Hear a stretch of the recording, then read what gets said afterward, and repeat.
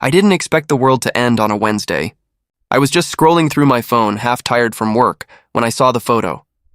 Lena and Maya, my sister and the woman I loved, smiling under golden lights, fingers intertwined. Above them, the caption, "She said yes." For a moment, I couldn't breathe. My screen dimmed, my chest tightened. I blinked once, twice, hoping I'd imagined it. But the image stayed, mocking me.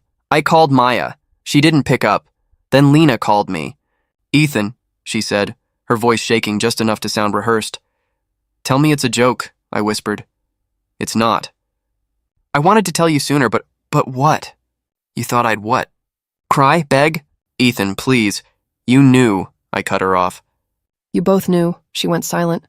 That silence told me everything words couldn't.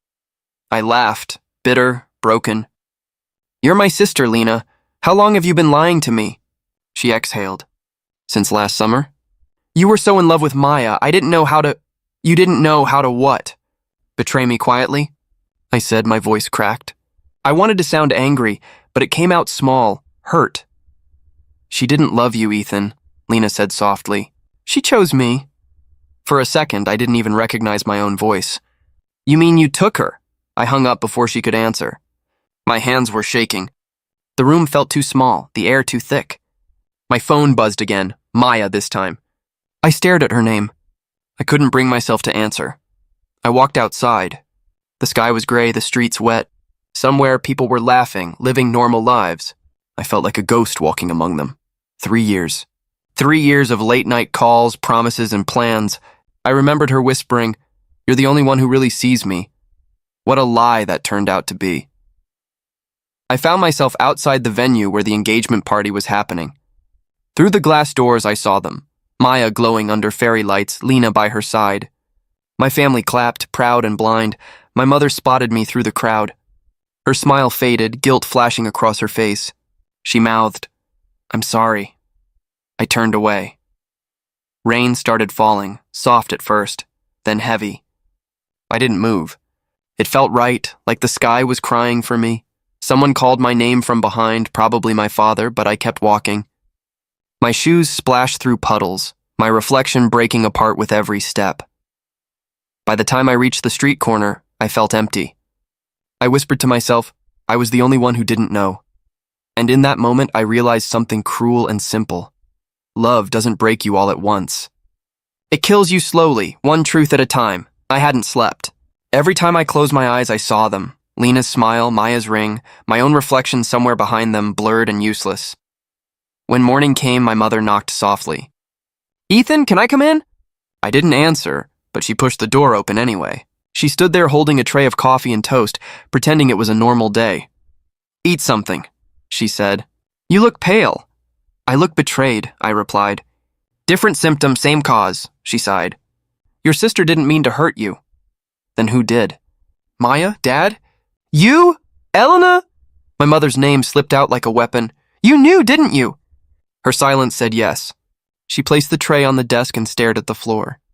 "We thought it would be easier if you all lied." I cut her off. "If you let me plan a future with someone who'd already chosen my sister?" Her eyes watered. "We didn't know how to tell you." "You didn't want to tell me," I said. "There's a difference." She stepped closer. "Ethan, your father said—" I laughed, hollow and sharp. "Of course he did." As if on cue, Dad's voice came from the hallway. "Stop yelling. What's done is done." I opened the door. "Done? She took everything from me." He folded his arms. "You can't own people. It's fate, son. Some things aren't meant to be." "Fate?" I repeated. "You call betrayal fate?" He looked away. "You'll understand when you're older." "I'm 28, Dad. I understand perfectly." He didn't answer. He just turned and walked away like a man avoiding rain he created himself. Mom touched my shoulder. "Please, don't leave angry." "I'm not leaving angry," I whispered. "I'm leaving awake." I started packing. The drawers were heavier than I remembered. Every shirt smelled like memories I didn't want. My hands shook as I folded them anyway. Outside my door, I heard Lena's footsteps. Then her voice quiet, almost trembling. "Ethan, can we talk?" "No, please." "Just a minute." I gripped my bag. "You already took years," she exhaled. "You'll understand one day." I opened the door. She looked smaller than I remembered, like guilt had worn her down overnight. I already do, I said. You chose your happiness over my heart. Tears filled her eyes. I didn't mean, stop saying that. You meant every secret, every silence. She reached for my arm. I stepped back. Don't touch me, Lena, not tonight. Her voice broke. You'll hate me forever, won't you? I don't have that kind of energy left. I walked past her, down the hallway that still smelled of our childhood, past the family photos where we all pretended to belong to each other. Outside, the wind was cold and the street felt endless. My phone buzzed again, Maya's name flashing like a curse. I turned it off. As the cab pulled away, I looked back once at the house, its lights dim behind fog. For the first time, I realized silence isn't peace. It's just betrayal with the volume turned down. The city didn't welcome me. It swallowed me whole. New streets, new faces, new air that didn't remember my name. That's what I needed. To be unrecognizable, even to myself. My first week at the tech firm felt like walking through fog. I spoke only when I had to. My boss, a man named Jeff, barely looked at me. Fine by me. I didn't come here to be seen. Hey, someone said one afternoon, sliding a cup of coffee onto my desk. You're the new guy who doesn't talk, right? I looked up. A tall guy with messy hair and tired eyes grinned at me. Ryan, he said. I'm your teammate. You code, I debug. Perfect match. I forced a small smile. Ethan. Yeah, I heard. You don't do small talk, huh? I used to, I murmured.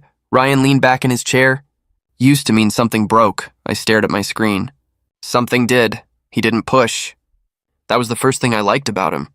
He didn't ask why my eyes looked like I hadn't slept in months or why I wore the same jacket every day. He just talked, to fill the silence I didn't know how to break. A week later, he showed up at my cubicle again.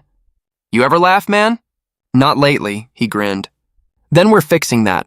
Drinks after work. I started to refuse, but something in his voice made me pause. Fine, one drink. At the bar, he raised his glass. To running away, I frowned. You think I'm running? Aren't we all, he said. People like us, new cities, quiet apartments, no photos on the walls. We're all ghosts pretending we're still alive. I stared at him. You make it sound poetic, he shrugged. Pain usually is. For the first time in months, I laughed, just once, quietly. It felt strange, like something inside me cracked open. After that, Ryan became my only friend. We worked late, ate cheap food, and shared silences that didn't feel heavy. One night, he caught me staring out the window during a storm. Still thinking about the past. Trying not to, he nodded. You'll get there. Sometimes disappearing is the start of something bigger. Bigger? I asked. Yeah. Like proving to the world that you didn't vanish. You evolved. His words stuck. Later, alone in my apartment, I whispered them again. Disappear now. Return stronger. I turned off my phone, deleted every contact. My family, Lena, Maya, all of them erased with a few taps. No goodbyes. They didn't deserve them. Days turned to months. Work became my world. I built systems, learned new codes, and rebuilt myself line by line as if programming a new version of me. One night, while closing my laptop, I looked at my reflection in the black screen. My face looked calmer, colder. I didn't hate that. Maybe one day, I thought, they'll see me again. Not the man they broke, but the man they made by mistake. 3 years, Ryan said, tapping his mug against mine. You've gone from a ghost to a CEO. Not bad, man, I smirked. Ghosts make great CEOs. We already know how to live unseen, he laughed. You're still dramatic as hell. Comes with trauma, I replied, half joking, half honest. We sat in the tiny office of Eclipse Tech, the company I'd built from the wreckage of my old life. The walls were bare, but the computers hummed like they believed in me. Why Eclipse? Ryan asked once. Because it's what I became, I said. Light hidden behind something dark. Temporary but powerful, he nodded slowly. That's poetic. Also kind of terrifying, I smiled. Good. People remember terrifying. We worked like machines. Late nights, instant noodles, and caffeine for blood. My pain had turned into a kind of obsession. I didn't want revenge anymore. I wanted results. Revenge fades. Success echoes. One night, Ryan looked up from his screen. You ever think about them? Who? I asked, though I knew. Your sister. The girl. I stared at the code running on my monitor. Every day. Not with hate, just as a reminder of what betrayal feels like. And how far I've come from it. He nodded quietly. You're stronger than I'd be. No, I said. Just colder. 2 years later, Eclipse Tech stopped being a startup and became a name people whispered in boardrooms. Our products ran systems bigger companies couldn't fix. We were efficient, invisible, unstoppable. Then came the email from Hale Ventures. A meeting request. Who the hell is Mason Hale? Ryan asked, scrolling through his phone. Big fish, I said. The kind who doesn't call unless he wants something. We met him 2 days later. Mason was sharp, clean-cut, mid-40s, the kind of man who looked like he never lost a bet. I've been watching your work, he said, shaking my hand. Eclipse Tech solves problems before they happen. I like that. Prevention beats repair, I replied. He smiled. So does foresight. I want in, Ryan blinked. You mean invest? Mason nodded. 51% stake, full backing. You keep control, I leaned back. What's the catch? No catch, he said. I just know talent when I see it. And you, Ethan Reyes, you're dangerous in the best way. That line stuck with me long after he left. Dangerous. Maybe I was. That night, Ryan asked, You think we should take it? Yes, I said. Because men like Mason Hale don't show up by accident. This is something bigger. Bigger than money? He asked. Bigger than revenge? He smirked. So this is your comeback arc? I met his gaze. Not yet. This is just the build-up. As he laughed, I looked out the window at the city lights. Once I'd watched rain fall on glass, feeling broken. Now those same lights reflected off my own windows, and for the first time I didn't feel lost. I felt inevitable. The moment I stepped out of the car, the air hit me, thick, humid, and familiar. The old street still smelled of rain and regret. I hadn't been here in years, and yet the town greeted me like a memory that refused to die. Ryan nudged me as we walked toward the hotel. You okay? You look like you've seen a ghost. I have, I muttered. Several. They all have my last name. He raised an eyebrow. You sure about this conference? No, I said. But sometimes ghosts need to see you alive. The conference hall was elegant. Crystal lights, laughter, fake smiles. Businessmen shook hands, investors traded promises. I adjusted my tie, pretending I belonged here. Then I heard her voice. Ethan? My chest tightened. I turned and there she was, Maya. Her hair shorter now, her face sharper, but those eyes...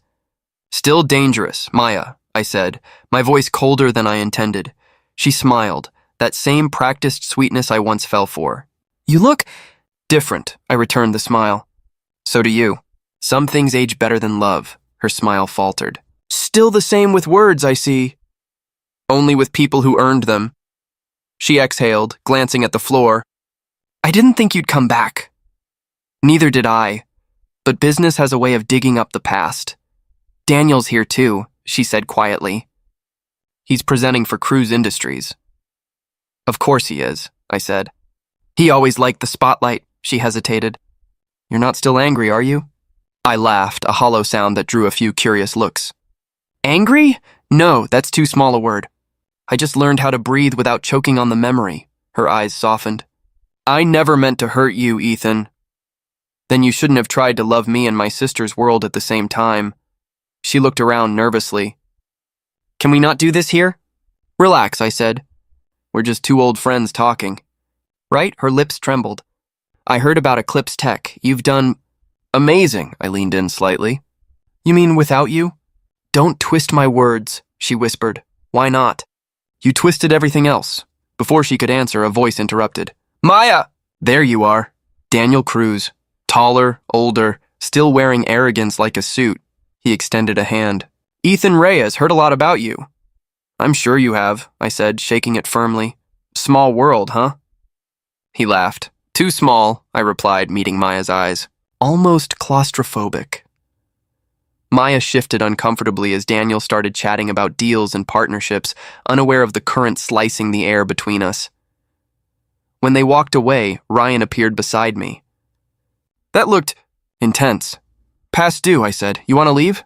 No, I answered, watching them disappear into the crowd. Not this time. The past ran once. Now it's my turn to stay and let them remember who I became. The applause for the next speaker echoed through the hall, but all I heard was my own heartbeat, steady, defiant, alive. The phone buzzed on my desk. Maya's name flashed. I stared at it, wondering if curiosity or masochism had made me answer. "Ethan," she said, voice light. "I was hoping. Would you join us for dinner tonight? Lena, me, you. A little family reunion?" I laughed softly. "You call this a family reunion?" "It's symbolic," she replied. "Please, just one dinner," I hesitated. My instincts screamed to say no. My heart, though, curiosity, memory, maybe a bit of pain, made me say, "Fine, one dinner." When I arrived, Lena's eyes widened slightly. Her smile faltered as if she'd been caught mid-act.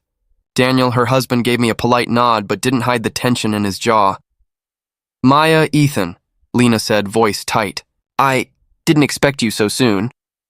"I had business," I replied lightly, sliding into the chair across from them. But business and family can overlap, apparently. Maya's smile was polished, practiced. "I wanted to, talk. Like old times," I lifted an eyebrow. "Old times? Those ended when trust did." She laughed softly, almost nervous. "Maybe, but we can try to pretend tonight." I nodded, pretending to sip my water. Daniel cleared his throat. "So, Ethan, how's Eclipse Tech doing?" I smiled faintly. "It's growing. Quietly, efficiently. Hard work, mostly." Maya's eyes flicked to me, a hint of disbelief in her expression. I leaned back, letting the pause linger. "Quietly?" Daniel asked, clearly sensing the undercurrent. "Yes," I said evenly. "No scandals, no drama. Just results. You might have heard of us in passing." Maya's lips pressed into a line. She said nothing, but the flicker in her eyes told me enough. The same woman who once left me for status now watched someone else live what she could never buy: peace. Dinner continued with polite conversation, but I could feel every glance from Maya, every tense smile from Lena. Words floated across the table, but their weight felt meaningless compared to the silence between us. At one point, Lena tried to remind me of home, mentioning my childhood room, the holidays and the old family dog. I nodded, keeping my voice calm. "Those memories are safe with me," I said. "No one's stealing them." Maya shifted in her seat. "Ethan, I didn't mean for any of this." "Neither did I interrupted softly. "But life has a way of meaning what it does, not what we want it to." I finished my water, set the glass down carefully, and stood. "Thank you for the dinner. It was enlightening." They looked confused, uncertain if it was apology or insult. "I have early meetings," I said, turning toward the door. "Business waits." Outside, the night air felt colder than usual, but it didn't bother me. I walked away calmly, knowing this wasn't over. Not by a long shot. Some debts are paid in silence. Some victories in presence. I had both now. The city felt smaller somehow, though it hadn't changed. Word traveled fast. By the time I got home, my phone buzzed nonstop. Messages, emails, notifications, all the digital breadcrumbs of my return. "Mom called," Ryan said, leaning against my desk. She sounded nervous. "I haven't spoken to her in years," I muttered. "You might want to," he said, sliding a coffee across. "She has news." I ignored him at first, then sighed. "Fine, patch me through." "Elena?" I asked as soon as my mother picked up. "Ethan," she said, voice tight. I don't know how to say this." "Try anyway," I replied. "It's Lena," she said. "Her marriage. It's falling apart," I paused. "Falling apart? How? She's controlling, jealous, Daniel." "You mean cheating?" I interrupted. "Rumors," she admitted. "People are talking. He's distant. She's not happy." I leaned back in my chair. A cold satisfaction settled over me, subtle but undeniable. Karma doesn't strike immediately, but when it does, it's precise. "She misses you," Mom said softly. I chuckled without humor. "Miss me, Mom." I vanished. I gave her nothing to miss but silence. Elena sighed. "Maybe that's the problem. People often realize what they had only after it's gone." I didn't reply. My gaze drifted to the skyline outside, lights blinking like old memories refusing to die. Ryan leaned over. "You hearing this?" "I am," I said. "And it's satisfying in a quiet way." Not pleasure exactly, just awareness. Don't get pulled back into their drama, Ryan warned. You've built something better than them. I know, I said. But sometimes I want them to understand. Just a fraction of the pain I carried, he frowned. That's dangerous, Ethan, I smirked. Dangerous is relative. Besides, I'm not going to hurt anyone, just let them feel the echoes of their choices. Later, I ran into Maya at a tech summit. She smiled at me, but it didn't reach her eyes. Ethan, she said softly. I heard about Eclipse. You've done well, I nodded. Thanks, it's been a journey, she glanced away. I never realized. That's okay, I interrupted gently. Some lessons are meant to be learned later. She sighed, lost for words. I left her there, standing with that faint flicker of regret, knowing she understood something she hadn't before. Ryan caught up with me outside. You okay? I am, I said. But part of me wants them to remember, just a little. The way I did. Be careful, he said, shaking his head. Revenge can eat you alive if you let it. I smiled faintly. I'm not letting it eat me. I'm feeding it discipline, awareness, karma. The night was quiet, but my thoughts weren't. The city hummed, unaware of its own ironies. Lena, Maya, Daniel, all tangled in webs they'd spun themselves. And me, watching. Patient. Knowing that sometimes ghosts have the longest memories and the sharpest tools for teaching lessons. I stared at the email like it was a challenge thrown directly at me. Cruz Holdings, Daniel's empire, Lena's influence, and now my next client. Are you serious? Ryan asked, peering over my shoulder. They're them. I'm serious, I replied calmly, leaning back. And I'm ready. He shook his head. This is dangerous. Personal history. Personal history makes precision sharper, I said, tapping my pen. I handle business. That's all. The day of the meeting arrived. The conference room smelled of leather and ambition. Daniel sat at the head of the table, Lena on his right, both unaware they were about to meet the man they underestimated. I walked in, briefcase in hand. Good morning, I said, voice steady. Lena's eyes widened the moment she saw me. Daniel's jaw tightened. Silence settled over the room like a heavy curtain. Ethan, Lena stammered. We didn't know you'd. I raised a hand. That's the problem. You never did, Daniel coughed, trying to reclaim authority. Ethan Reyes, we're surprised to see your proposal? Of course, I said smoothly, placing the folder in front of him. I prepared it myself. Every detail. Every projection. Every potential risk. Lena glanced at the documents, disbelief crossing her face. This is thorough. Ethan, I interrupted gently. I said you never did. I'm not here to reminisce. I'm here to compete. Daniel leaned forward. And you expect us to trust numbers? I asked, voice calm. Trust precision? Or the man presenting them? I clicked my laptop open, slides illuminating the table. Watch closely. This is how a company retains its clients, predictively, efficiently, without drama. I guided them through each page, each figure. Every word was measured, every pause deliberate. Lena flinched at a few projections. Daniel shifted uncomfortably when I highlighted weaknesses they hadn't addressed. Ryan sat quietly beside me, a silent witness. I caught his eye and nodded once, just enough to remind him we were in control. By the end, Daniel's voice had lost some of its usual authority. Ethan, your bid wins, I finished for him. Eclipse Tech will manage this contract. Lena's hand trembled slightly as she picked up a pen. We didn't realize. Exactly, I said. You never did. I packed my briefcase, smiling faintly. Congratulations.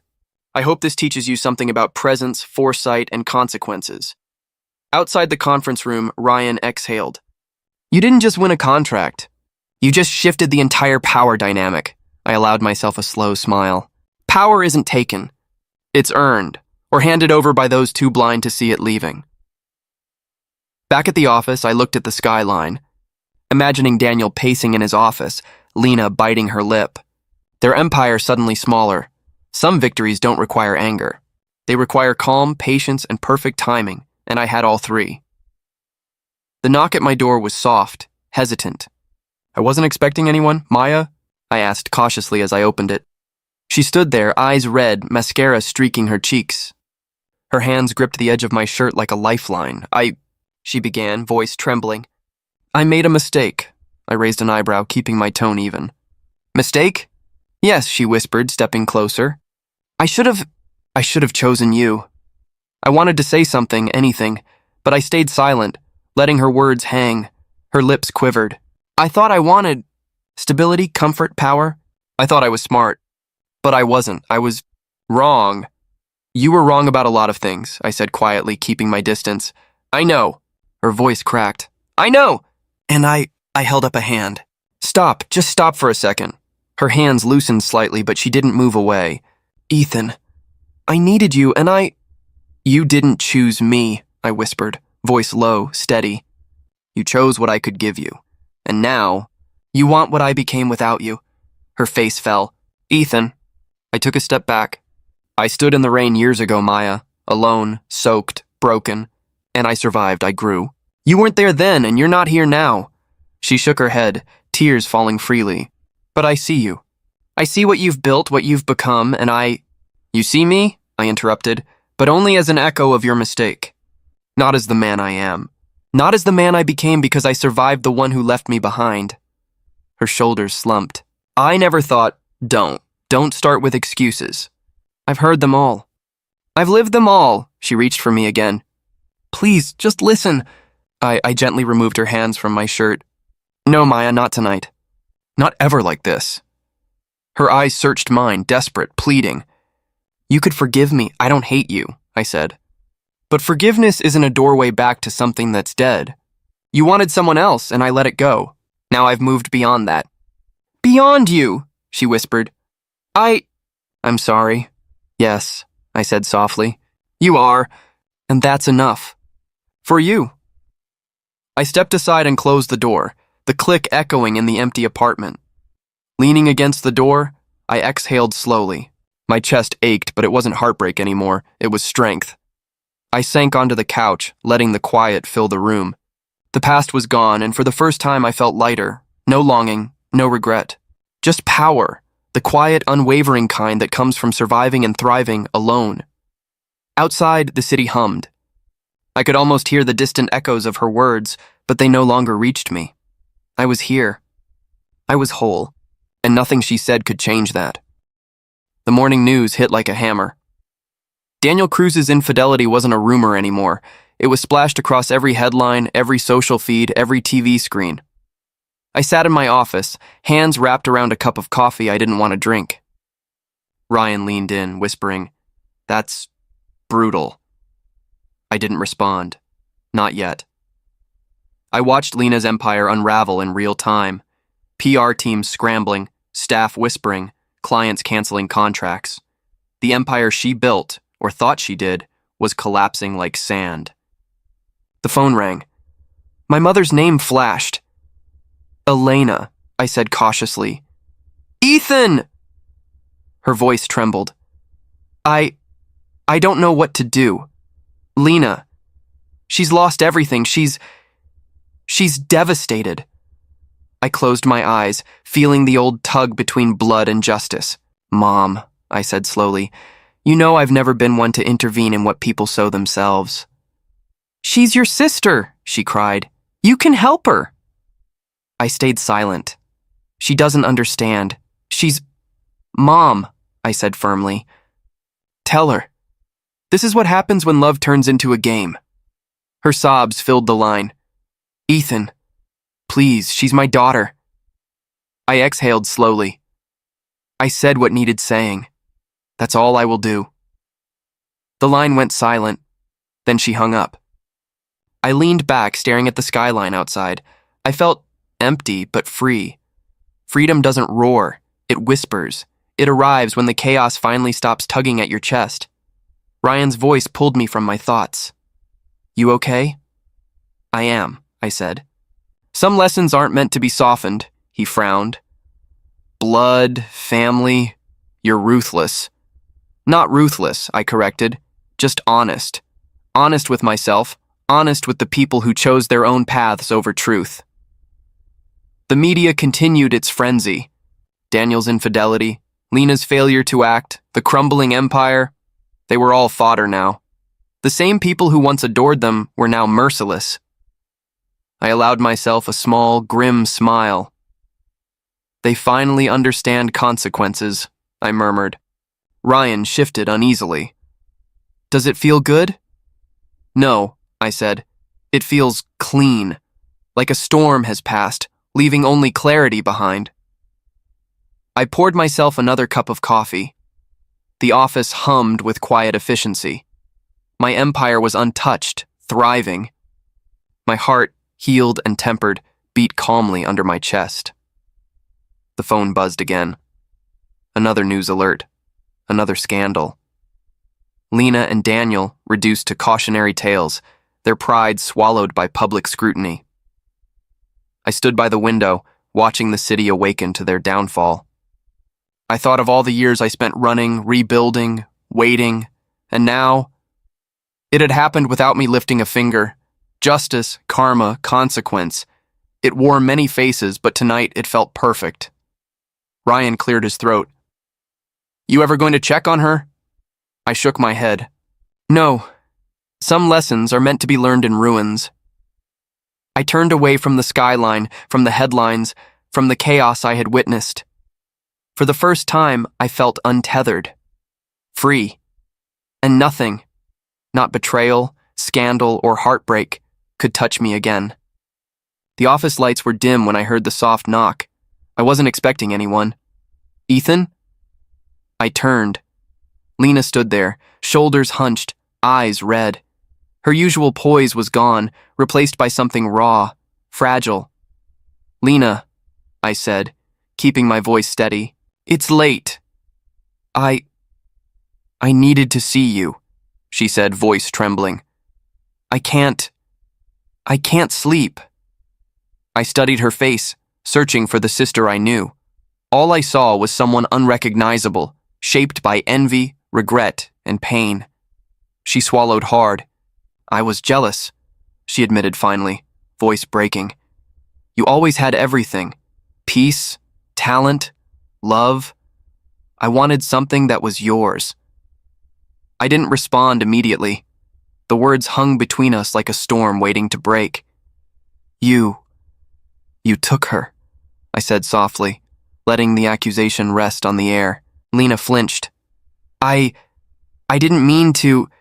You didn't just take her, Lena, I interrupted, voice firmer now. You took my trust. She lowered her gaze, shame written all over her features. I know, she whispered. I've lived with it every day. I never wanted to hurt you, Ethan. I just what? I asked, my tone controlled, steady. I just wanted to feel like I mattered. Like I could have something you had, she said, tears slipping freely now. I shook my head slightly, the hurt and the years of betrayal rising and falling inside me. That's what jealousy does, Lena. It shapes people into strangers they don't even recognize themselves as. Her hands shook as she reached toward me. I'm sorry, Ethan. I'm so sorry. I should have never... I held up a hand, stopping her mid-sentence. Enough, don't try to fix the past with words. I've already decided what matters now. Which is? She whispered, almost afraid of the answer. Forgiveness, I said, voice low but calm. Not for you, not for your peace. For mine. I forgive you, Lena, because I don't need to win anymore. Revenge isn't about making them suffer. It's about letting go of needing them to pay. Her face crumpled, and she collapsed onto a chair. I don't deserve this. You deserve honesty, I said. And maybe one day, peace, but you won't find it by holding on to the person I was. You'll only hurt yourself. She nodded silently, sobbing quietly, a mirror of the girl who once betrayed and loved me. I placed a hand on her shoulder, firm but not comforting. Go, heal, learn, become someone you recognize. That's all I can give you now. She stood slowly, eyes still red, but a trace of relief visible. Thank you, Ethan. I nodded once. Goodbye, Lena. As the door clicked shut behind her, I exhaled deeply. The weight I had carried all these years finally lifted. Revenge, closure, justice. They had all been achieved. Not through pain, not through retaliation, but through a calm heart that no longer needed to win. And for the first time in years, I felt complete. The gala hall was alive with energy, cameras flashing, glasses clinking, and the low hum of polite conversation. I adjusted my tie, feeling the weight of the evening. "Are you ready?" Ryan asked quietly, standing beside me. "I've been ready for years," I replied, smiling faintly. The host called my name. "And this year's Entrepreneur of the Year award goes to Ethan Reyes." Applause erupted. I stepped onto the stage, the bright lights momentarily blinding me. Cameras clicked endlessly. I took a breath, savoring the moment. Then I saw them, Lena and Maya standing near the back, pale, silent, eyes wide. Recognition flickered in their faces, but no warmth, no pride, just shock. I smiled slightly to myself. Some things take time to come full circle. "Thank you," I said into the microphone, voice steady. "It's an honor to be recognized tonight, but I want to share something with everyone here." The room quieted, cameras still flashing. "Sometimes," I continued, eyes sweeping over the audience, including the two women who once shaped my life in ways I didn't choose.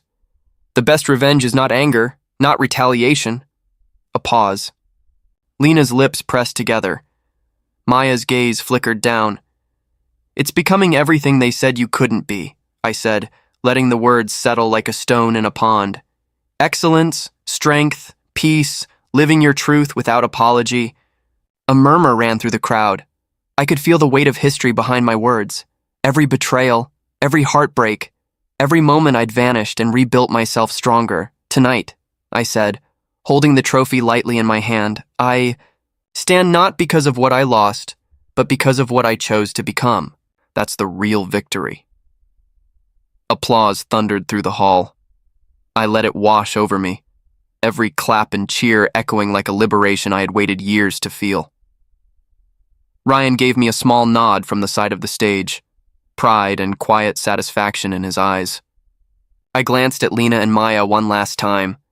They were still there, forgotten by the world that once praised them, their influence waning, their presence insignificant in the wake of my rise. "You see," I whispered under my breath, "not for anyone else, the world doesn't always reward cruelty, deception, or betrayal. It rewards growth, perseverance, and integrity." The applause grew louder, and I raised my trophy slightly, letting the cameras capture my moment. Not for them, not for revenge, only for me. I stepped off the stage, feeling lighter than I had in years. My past no longer held me. The betrayals, the heartbreak, the shadows, they were finally behind me. I walked through the crowd, handshakes, congratulations, smiles all around.